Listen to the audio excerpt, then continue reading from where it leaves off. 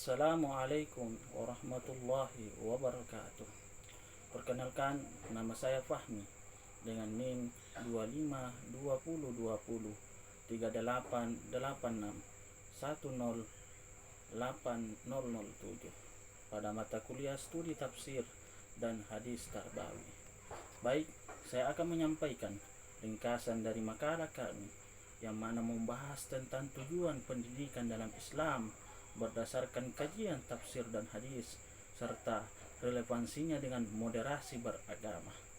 Tujuan utama pendidikan dalam Islam adalah membentuk insan kamil, yaitu manusia yang seimbang dalam aspek iman, dalam aspek ilmu dan akhlak mulia, seperti yang mana tercermin dalam Al-Quran dan hadis, bahwasanya konsep pendidikan dalam Islam melibatkan pembelajaran yang tidak hanya fokus pada aspek kognitifnya, tetapi juga pada pengembangan spiritual dan moralnya.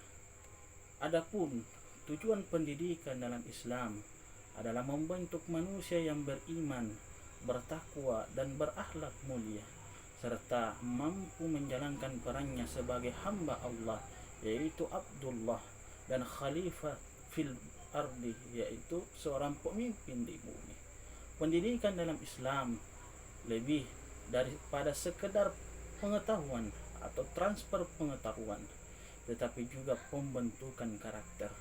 Al-Quran dan hadis menekankan bahwa tujuan pendidikan adalah untuk meningkatkan iman dan pengetahuan sambil membentuk akhlak yang mulia.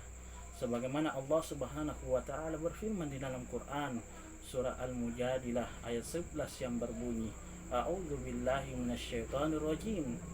Yarfa'illahu allazina amanu minkum wallazina utul ilma darajat wallahu bima ta'maluna khabir. Yang artinya Allah akan mengangkat derajat orang-orang yang beriman dari kalian dan orang-orang yang diberi ilmu pengetahuan, dan Allah Maha mengetahui terhadap apa yang kamu kerjakan.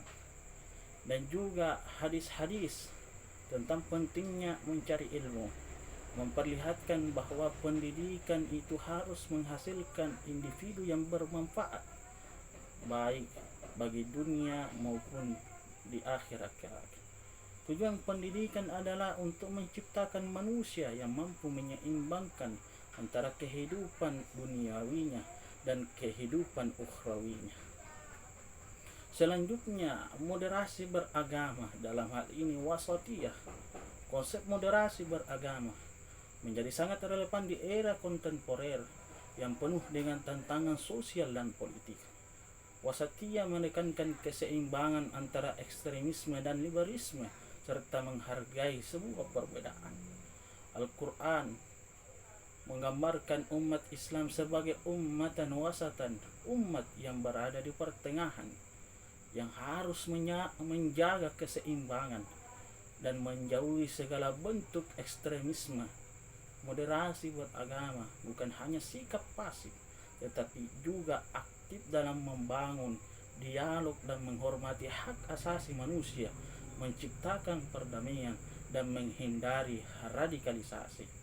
Keterkaitan tujuan pendidikan Islam dalam moderasi beragama adalah tujuan pendidikan Islam itu sangat berhubungan erat dengan konsep moderasi beragama.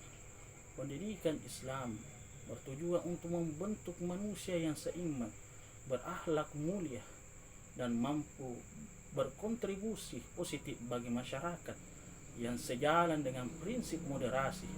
Di institusi pendidikan, kurikulum harus mengintegrasikan nilai-nilai wasatiyah, mengajarkan toleransi, dan mempersiapkan siswa untuk hidup dalam masyarakat yang plural dan global ini. Dengan pendidikan berbasis moderasi, pendidikan Islam dapat mengatasi tantangan sosial seperti ekstremisme dan polarisasi. Implikasi terhadap praktik kurikulum, bahwasanya pendidikan Islam yang mengintegrasikan moderasi beragama dapat diaplikasikan dalam kurikulum yang mendorong toleransi dan dialog antar budaya. Hal ini penting agar pendidikan Islam tetap relevan dengan dinamika global tanpa mengorbankan nilai-nilai dasar agama.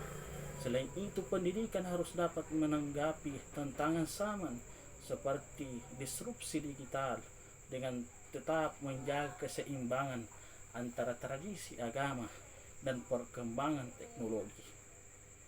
Akhirnya, kita diberikan bahwasanya penting bagaimana tujuan pendidikan dalam Islam dan moderasi beragama dapat diterapkan untuk membentuk generasi yang kritis, adaptif dan harmonis, serta relevansi keduanya dalam praktik pendidikan kontemporer. Sekian ringkasan dari makalah kami. Saya ucapkan banyak-banyak terima kasih. Saya akhiri dengan ucapan Assalamualaikum warahmatullahi wabarakatuh.